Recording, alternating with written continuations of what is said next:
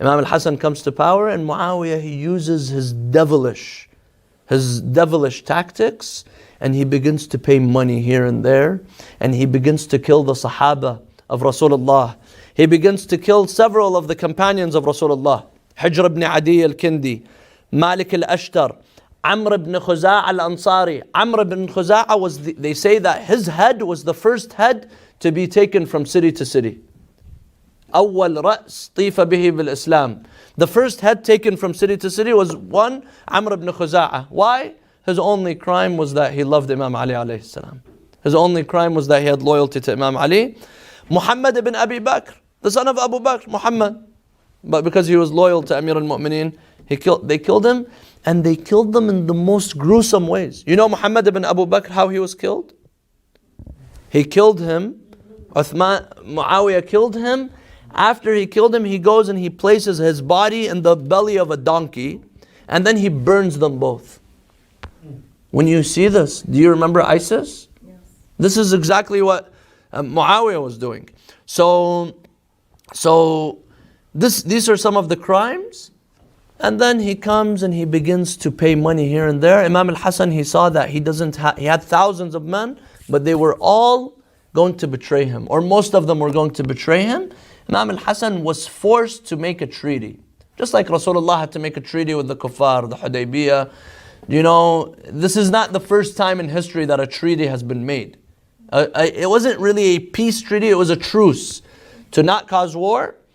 And if it was not for that treaty that Imam al-Hasan made with Muawiyah, Imam al-Husayn's fight against Yazid would not have legitimacy. It was that treaty, the points that they agreed upon in that treaty, which gave legitimacy to the revolt of Imam al-Husayn alayhi salam. You know, one of them was that after the death of Muawiyah, the Khilafah goes to Imam al-Hasan. If not Imam al-Hasan, it goes to Imam al-Husayn. Muawiyah dies, he came and he brought his son Yazid. So Imam al-Husayn, him not accepting the Khilafah of Yazid actually was something that Muawiyah signed upon. But Muawiyah, towards the end of his life, he came and he said, I'm going to give it to my son. Because he didn't care about Allah, he didn't care about anything. And Rasulullah warned the Muslims about Muawiyah. And this is narrated in Sunni and Shia books. In Sahih Muslim, what they call Sahih. In the book by Muslim, Rasulullah, he calls a man, he says, اذهب وادع لي Muawiyah. Go and call Muawiyah for me. So the man, he says, I went to Rasulullah, I saw Muawiyah, he was eating. So I went to Rasulullah, I tell Rasulullah, huwa ya'kul, he's eating.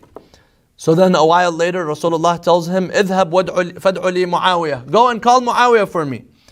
فجئت فقلت هو يأكل. I came once again and I said, Muawiyah was eating, O Rasulullah. Then Rasulullah, he says, لا أشبع الله بطنه. May Allah not make him ever be full.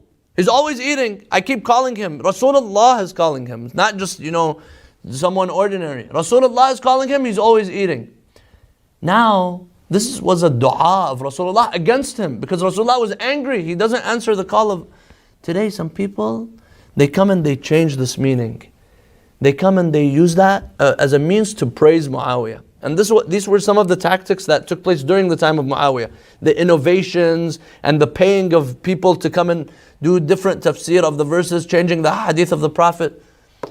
They say, Rasulullah says, لا أشبع الله بطنه حتى لا يجوع يوم القيامة.